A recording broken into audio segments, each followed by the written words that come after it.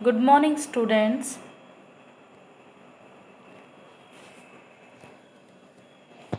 Students, हमारा पाठ्य पुस्तक से पाठ 3 उगते हुए सूरज का देश जापान स्किप कर दिया गया है, सिलेबस से हटा दिया गया है। आप पाठ 4 पढ़िए और समझिए। आज हम पाठ 4 पढ़ेंगे। क्लास 6 विषय हिंदी, पाठ 4 बड़ा कौन, शिक्षाप्रद कहानी। कहानी के लेखक हैं हजारी प्रसाद द्विवेदी जी। बच्चों, सबसे पहले हम लेखक परिचय पर प्रकाश डालते हैं। इनका पूर्ण नाम हजारी प्रसाद द्विवेदी। जन्म स्थान 19 अगस्त 1907 को उत्तर प्रदेश के बलिया जिले के छपरा नामक ग्राम में हुआ। इनका जन्म कहाँ हुआ? उत्तर प्रदेश के बलिया जिले के छपरा नामक ग्राम में हुआ। मृत्यु 19 मई 1979 को। अवधि आधुनिक काल। ये लेखक का जो समय माना जाता है वह आधुनिक काल माना जाता है। इनकी प्रमुख रचनाएं हैं हिंदी साहित्य में उद्भव और विकास, बाणभट्ट की आत्मकथा, अशोक के फूल, कुटज, चारु चंद्रलेख आदि प्रमुख हैं। जो हजारी प्रसाद द्विवेदी हैं लेखक, इनकी प्रमुख रचनाएं हैं उद्भव और विकास, बाणभट्ट की आत्मकथा, अशोक के फूल, कुटज, चारु चंद्रलेख आदि प्रमुख है। इनको पद्म भूषण पुरस्कार से भी सम्मानित किया गया है। बच्चों, हजारी प्रसाद द्विवेदी जी को इनकी रचनाओं के लिए, इनके लेखन कार्यों के लिए पद्म भूषण पुरस्कार से भी सम्मानित किया गया है।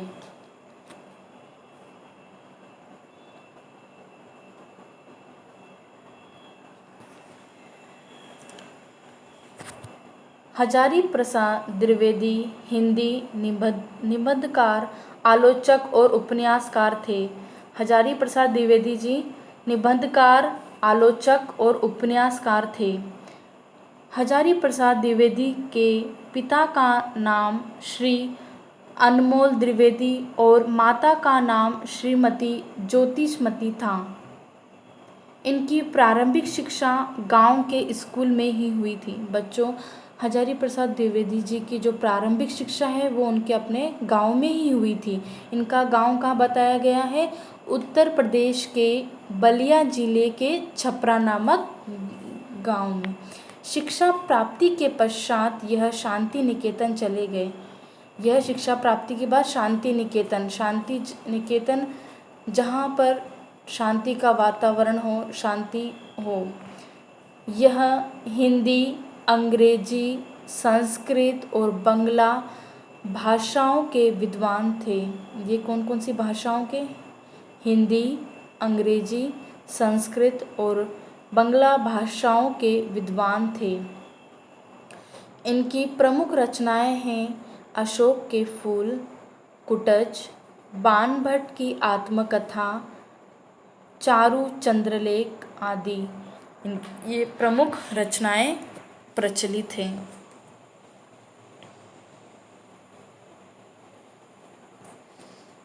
बच्चों, इस पाठ में बड़ा कौन, इस कहानी में क्या बताया गया है, हम इसका सारांश देखते हैं। प्रस्तुत पाठ में बताया गया है कि जो कठोर के साथ कठोरता, सरल के साथ प्रेम और घृणा के साथ घृणा का व्यवहार करता है, वास्तव में वह बड़ा आदमी नहीं होता है। जो कठोर के साथ कठोरता, सरल के साथ प्रेम और घृणा के साथ घृणा का व्यवहार करता है, वास्तव में वह बड़ा आदमी नहीं होता, बल्कि जो दुष्ट को साधुता से, क्रोध को प्रेम से, झूठ को सच से जीतता है, वही आदमी वास्तव में बड़ा होता है। जो वही कौन सा आदमी इस कहानी में हजारी प्रसाद द्विवेदी ने बड़ा बताया है, जो दुष्ट को साधुता से, क्रोध को प्रेम से, झूठ को सच से जीतता है, वह आदमी ही वास्तव में बड़ा होता है। लेखक ने इन जीवन मूल्यों को समझाने के लिए काशीराज और कौशलराज दोनों राजाओं का उदाहरण इस कहानी में प्रस्तुत किया है। कौन से राजाओं को? काशीराज के और कौशलराज के दोनों राजाओं का उदाहरण इस कहानी के माध्यम से प्रस्तुत किया है। इस कहानी का, इस पाठ का जो मुख्य पृष्ठ है वो दिखाई दे रहा है। राजा अपनी गद्दी पर बैठे हैं और कुछ विचार कर रहे हैं, कुछ सोच रहे हैं। हम आज ये पाठ पढ़ेंगे, कहानी को पढ़ेंगे, वह समझेंगे। बहुत दिन पहले की बात है, काशी में एक राजा राज्य किया करते थे। बच्चों, कहाँ पर? काशी में एक राजा राज्य किया करते थे। उनकी शिक्षा और स्वभाव दोनों ही खूब अच्छे थे। जो राजा थे काशी के, उनकी शिक्षा और स्वभाव दोनों ही खूब अच्छे थे। उनकी जो शिक्षा नीति थी और उनका जो व्यवहार था वो खूब बहुत अच्छा था। ये प्रजा का अपनी संतान की तरह पालन करते थे। विचार करते समय किसी की तरफ पक्षपात न करके निष्पक्ष फैसला किया करते थे। और इनका जो व्यवहार था, जो प्रजा के प्रति इनका व्यवहार था, वह प्रजा को क्या, संतान की तरह पालन करते थे, अपनी संतान के समान मानते थे।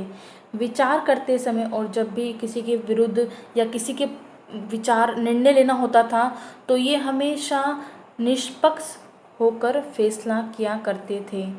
क्रोध और लोभ में पड़कर कभी किसी का विचार न करते थे। और क्रोधित होकर, लोभ में पड़कर कभी किसी पर विचार नहीं करते। किसी गुस्से में आकर या लोभ में पड़कर किसी के साथ अन्याय या न्याय नहीं करते थे। निष्पक्ष होकर न्याय करते थे हमेशा और विचार रखते थे। उनका इस प्रकार का आचरण होने से ही उनके मंत्री भी अच्छे थे।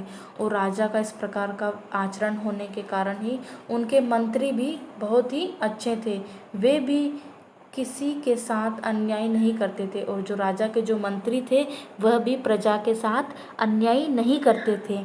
इससे राज्य की प्रजा बड़ी प्रसन्न थी। और यह सब जो राजा का वातावरण था, उनका स्वभाव था, इससे राज्य की जो प्रजा है बहुत ही प्रसन्न थी, खुश थी।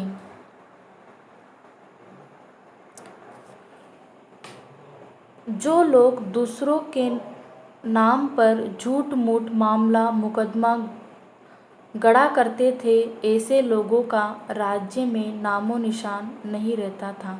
और जो लोग का व्यवहार गलत था या लोग झूठा मूठा मामला मुकदमा दूसरे लोगों पर गढ़ा करते, दूसरों पर अत्याचार करते थे, अन्याय करते थे, तो ऐसे लोगों का राज्य में नामो निशान नहीं रहता था। राजा उनको राज्य से बेदखल ही कर दिया करते थे।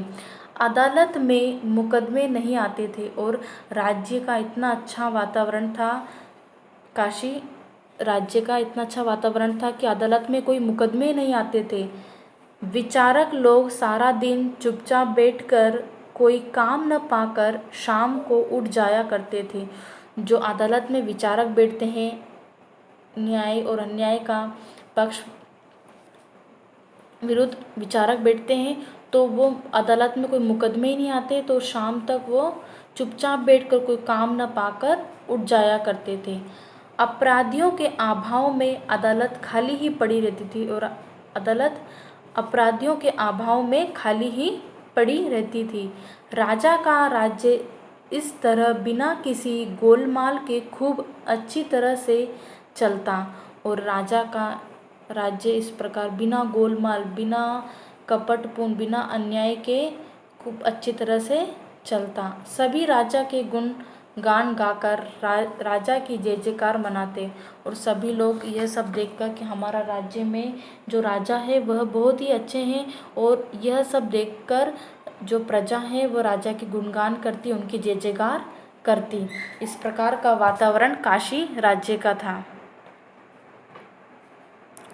राजा ने एक दिन मन में सोचा राज्य तो इस समय खूब अच्छी तरह से चल रहा है, प्रजा खुश है और देखता हूँ सभी हमारा गुणगान कर रहे हैं। और राजा एक दिन सोचते हैं, बैठे रहते हैं, सोचते हैं राज्य तो इस समय जो मेरा राज्य है वह तो बहुत अच्छी तरह से चल रहा है, प्रजा सुखी है और सब प्रजा मेरा गुणगान गा रही है, मेरी तारीफ कर रही है।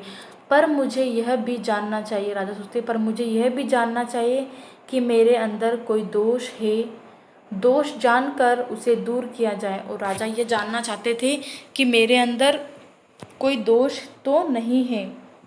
उन्होंने पहले राजमहल से आदमियों को बुलाकर पूछा। उन्होंने पहले अपने दोष को जानने के लिए सबसे पहले अपने राजमहल से आदमियों को बुलाकर पूछा, यदि मुझ में कोई दोष हो तो तुम लोग साफ साफ बता दो। किंतु उनके दोष की बात न कहकर सभी उनके गुण की ही बात कहने लगे। जो राजमहल में उनके जो आदमी थे उनको भी राजा ने बुलाया और उनसे पूछा, अगर तुमको मुझ में कोई दोष दिखाई देता हो तो तुम मुझे बता दो। लेकिन कोई भी उनके दोष न बताकर उनके गुणों की ही बात करता, उनकी गुणों की ही महिमा करता। राजा ने सोचा, शायद ये भय के कारण हमारा दोष नहीं बता रहे हैं। अच्छा, तो और लोगों से इसकी खबर ली जाए। और राजा ने सोचा कि जब मेरे राज्य के राजमहल के लोग हैं वो तो मेरा दोष नहीं बता रहे हैं, तो मुझसे डर कर या इस मेरे भय के कारण ये मेरा दोष नहीं बता रहे हैं, तो अच्छा मैं दूसरे जो बाहर के लोग और दूसरे लोगों से मैं इस बारे में खबर लेता हूँ कि मुझ में कुछ दोष तो नहीं है। फिर राजा अपने राजमहल के बाहर के आदमियों से एक एक करके अपना दोष पूछने लगे। और फिर राजा राजमहल के बाहर के आदमियों से भी अपना दोष पूछने लगे, किंतु किसी ने उनके दोष की बात नहीं की। किंतु किसी व्यक्ति ने भी उनके दोष की बात नहीं कही, सब उनके गुणगान ही गा रहे हैं। आगे राजा ने फिर भी यही सोचा, शायद भय से ही ये लोग हमारा दोष नहीं बता रहे हैं। और राजा ने जब बाहर के राजमहल के बाहर के लोगों से पूछा तो वह भी सब गुणगान कर रहे हैं। तो फिर राजा ने फिर यही सोचा कि शायद ये लोग भी मेरे भय के कारण ही ऐसा कर रहे हैं, मेरे गुणगान गा रहे हैं, बल्कि मेरे दोष नहीं बता रहे हैं। वे मंत्री के हाथ में राज्य देकर वेश बदलकर एक रथ पर सवार हुए और राज्य में निकल पड़े। और राजा ने क्या किया कि जब लोग उनके दोष को नहीं बता रहे हैं, सब उनके गुणगान ही गा रहे हैं, तो राजा ने सोचा है कि ये मेरे भय के कारण ही ऐसा कर रहे हैं। तो राजा क्या करते हैं, अपना सारा राज्य मंत्री के हाथों में राज्य देकर अपना वेश बदल कर एक साधारण व्यक्ति का वेश धारण कर एक रथ पर सवार हुए और राज्य में निकल पड़े। उन्होंने सोचा था कि सारे राज्य में घूम फिर कर देखेंगे कि हम में कोई दोष है या नहीं, और सारे राज्य में घूम फिर कर देखेंगे कि हम में कोई दोष है या नहीं है।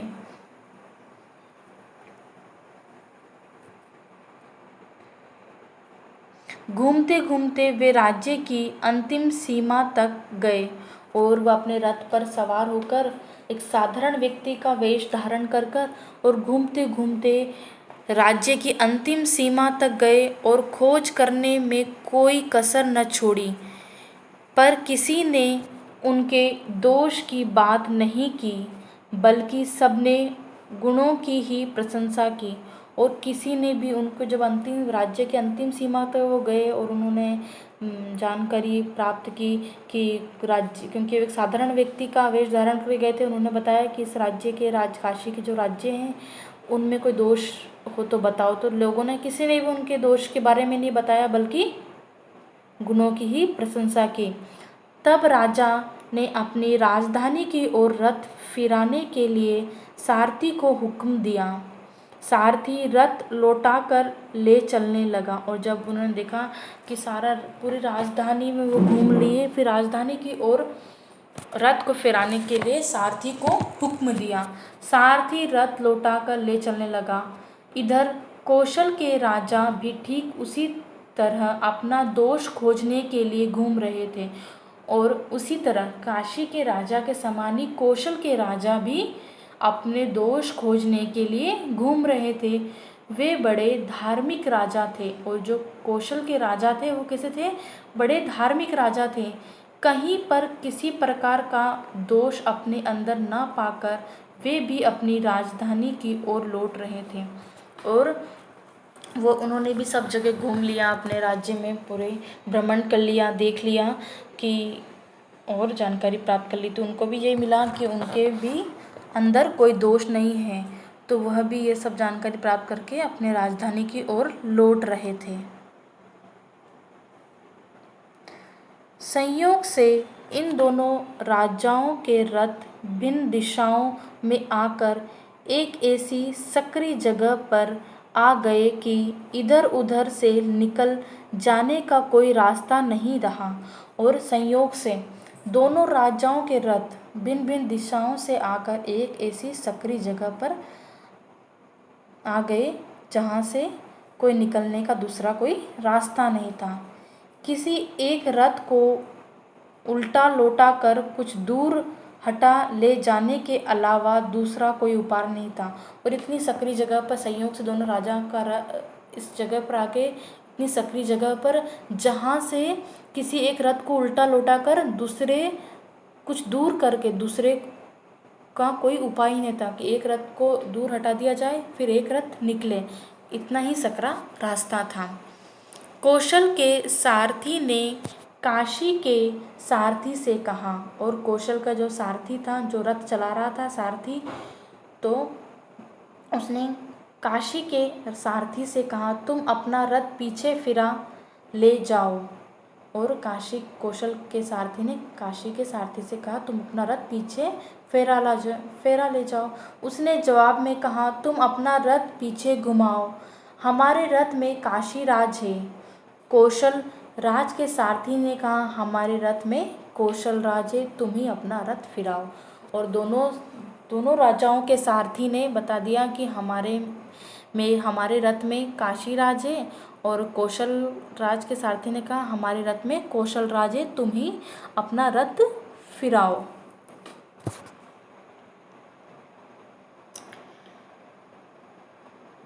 काशी राजा के सारथी ने सोचा, ठीक ही तो है, ये भी तो एक राजा है, अब किसका रथ पीछे किया जाए। और काशी के राजा के सारथी ने सोचा कि ये भी एक राजा है, लेकिन किसका रथ पीछे किया जाए।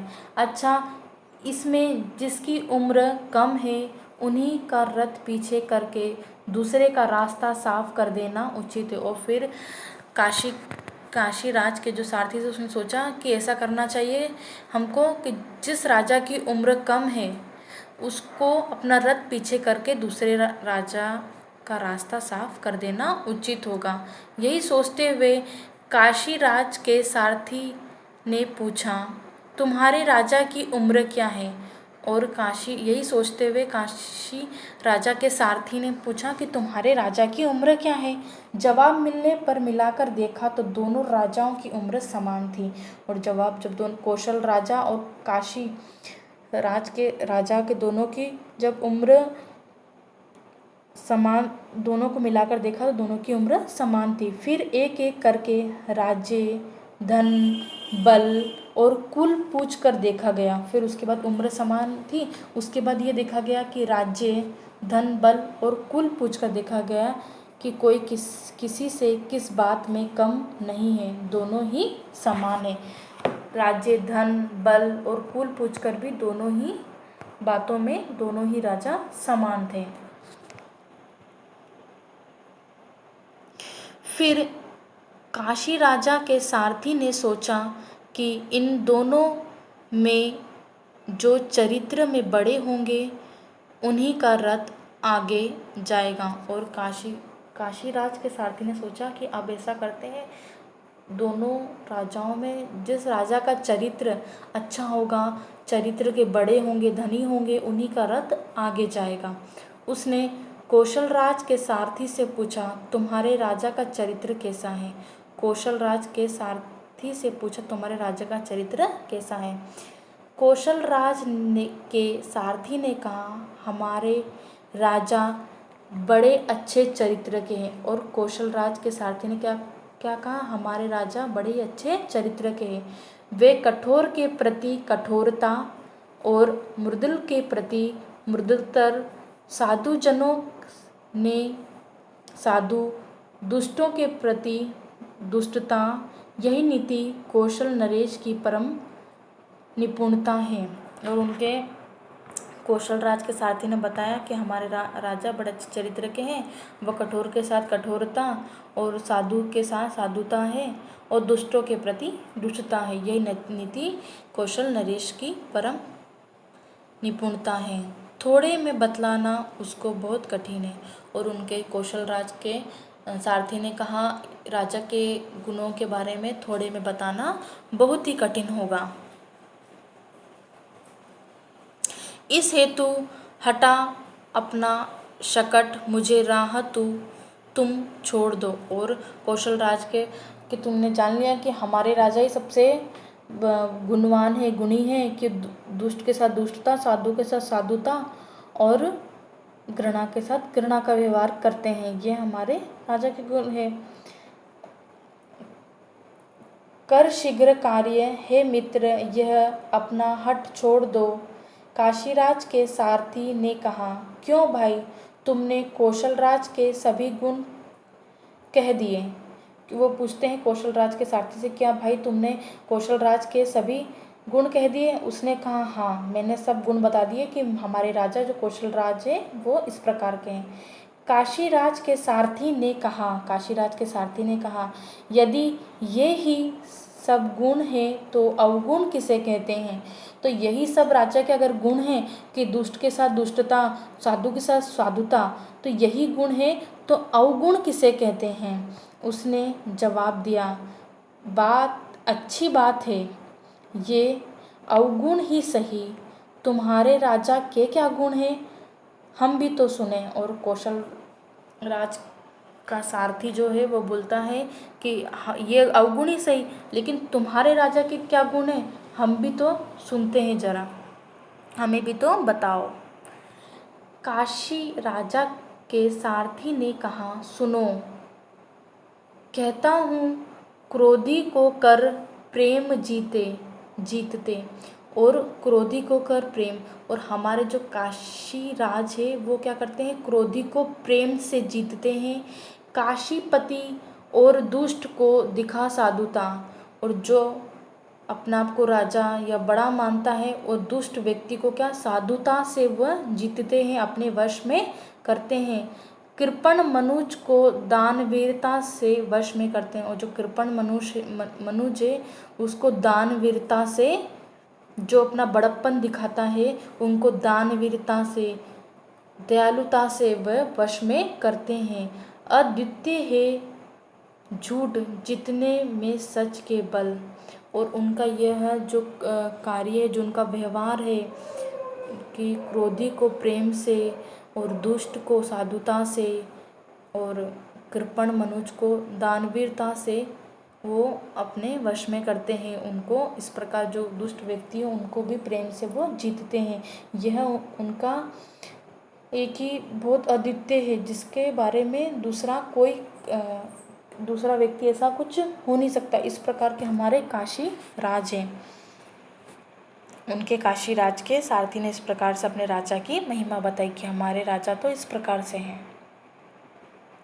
यह सुनकर कौशल राज और उनका सारथी सोचने लगे।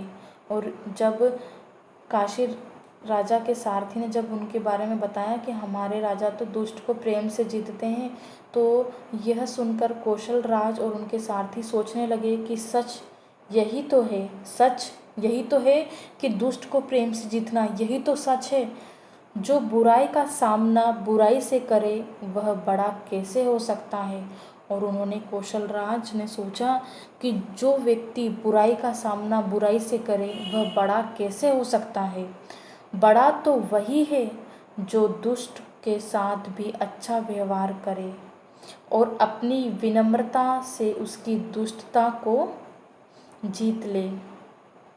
तो बड़ा तो वही है जो दुष्ट के साथ भी अच्छा व्यवहार करे और अपनी विनम्रता से दुष्टता को जीत ले।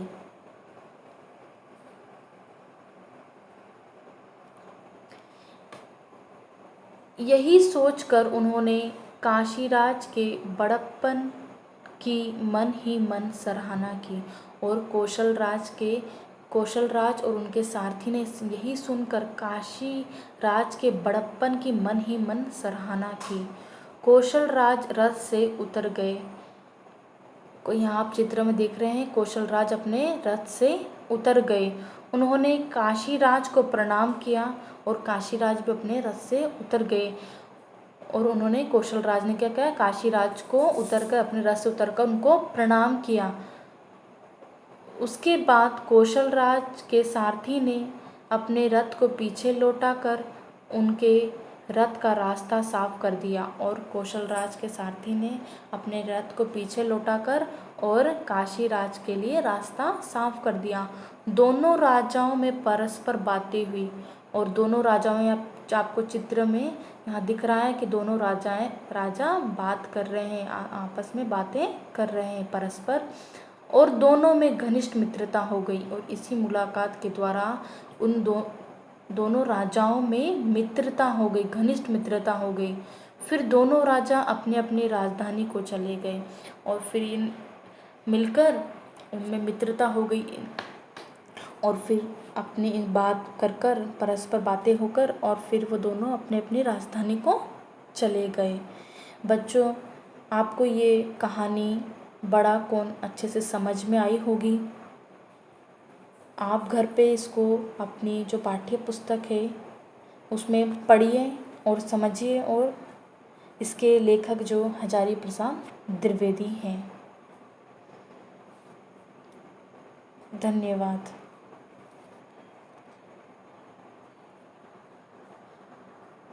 बच्चों, इसका मूल्य जो है, क्रोध को प्रेम से, दुष्टता को साधुता से तथा झूठ को सच से जीतना ही सबसे बड़ा गुण बताया गया है। इस पाठ का मूल्य भी यही है। इससे हमको यही शिक्षा मिलती है कि क्रोध को प्रेम से, दुष्टता को साधुता से और झूठ को सच से जीतना ही सबसे बड़ा गुण है। हमको भी इस गुण को अपने जीवन में ग्रहण करना चाहिए। मैं आशा करती हूँ कि बच्चे इस गुण को, इस कहानी को अपने जीवन में भी ग्रहण करेंगे। धन्यवाद।